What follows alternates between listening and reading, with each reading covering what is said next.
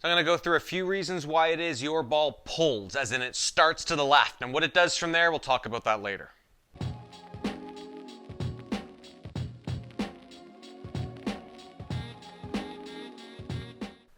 So a pull, what's a pull? A pull is when the ball starts left of the target line. So if this is my target line, the white line, and the ball starts to the left like that, that would be considered a pull. A pull goes straight to the left, and then from there it can stay straight. It can curve to the left as a pull hook, or it can curve back to the target like a pull fade or a pull cut. So we want to try and isolate what's the reason why it is that your ball starts so much to the left. Now, a ball that starts to the left is going to feel pretty solid, but the tendencies there are that the ball might be a little bit thin, might be a little bit low, and when it hits a low spin as well, so when it hits the ground, it kind of bounces back and through the green perhaps, depending on the golf course you're playing.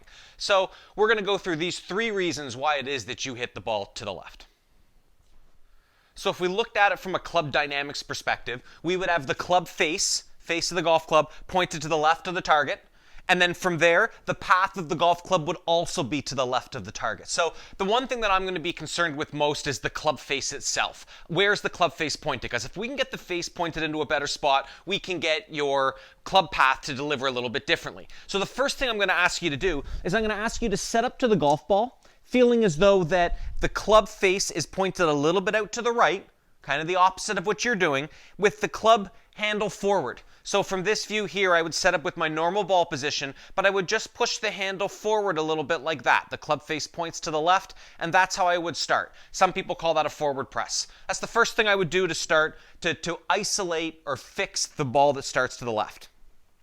Now, from here, there could be a whole lot of other reasons why it is the club comes back from outside in, across the ball, with the club face closed to the target line. Square to the path if it's going straight, close to the target line. So 3 different reasons why that can happen. The first thing is that when the player swings the golf club, they stay too much on their back foot, or they unwind too fast from the top, right? Same thing, staying on the back foot. The whole thing is that the body starts to do its unwind over here, and not even in the middle, or not even in front of the golf ball. It starts its rotations from behind the golf ball. So when we start to turn from behind the golf ball like this, I'll show you from this view here, that when we start to turn and turn and turn and turn and turn, that club has a really good chance of swiping or coming across the golf ball. Lining up sometimes fairly square at times, but when it comes across the golf ball, great chance of it going this way. So we have to find a way to get that club face to be in a different spot on the way down so that that doesn't happen.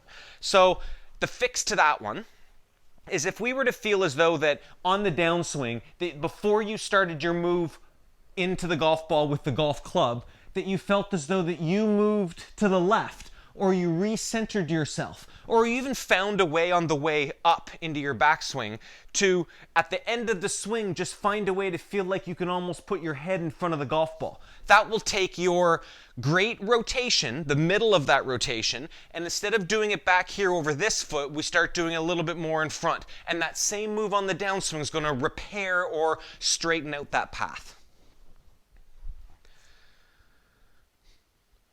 Second reason why you could be hitting the ball to the left has to do with where your elbow is. So I'm going to talk about 2 different spots. We're going to talk about the elbow being flared out here to the right.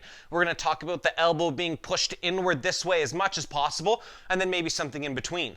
If your golf club is firing across the target line from outside in, there's a good chance as well that this elbow is starting to flare out.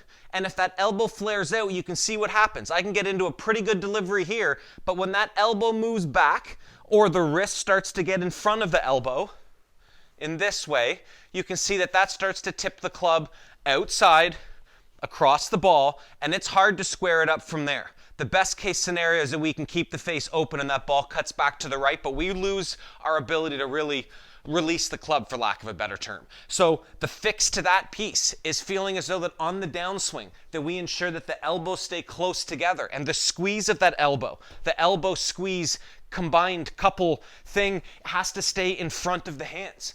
And if we can keep that elbow squeeze in front of the hand squeeze on the grip, you're going to have a better chance of keeping that club working on the plane or on the way down. Just call it a straight line instead of one that cuts across. Now, the third reason why it is you could be cutting across the ball is simply because of how you take the club back. when you take the club back into your backswing and that club face or your arms open up and start to face upward, we're in trouble. So make a backswing and think about your right hand. If your right palm starts to face the sky like you're about to catch the rain, you're in a bad spot. Think about the same thing, but do it with your glove. Take it back and feel as though that your glove is almost pointed to the sky for as long as you can. And if you can delay when it is you catch rain with your right, because we kind of want that on the way down, if you can delay that motion, almost like it's going catch the rain with the glove, then catch the rain with the right hand, you can start to get a better sensation of how this club has to go back in order for it to go the other direction on the way down. And that other direction transition, that piece, that delivery into the golf ball is going to help you straighten out that path from outside in to something straighter, if not inside out. But the best part about it is that's going to be faster. So if you want to practice 1, 2, or 3 of these, to figure out which one's the one that's going to work best for you, that's the best way to cure your pull.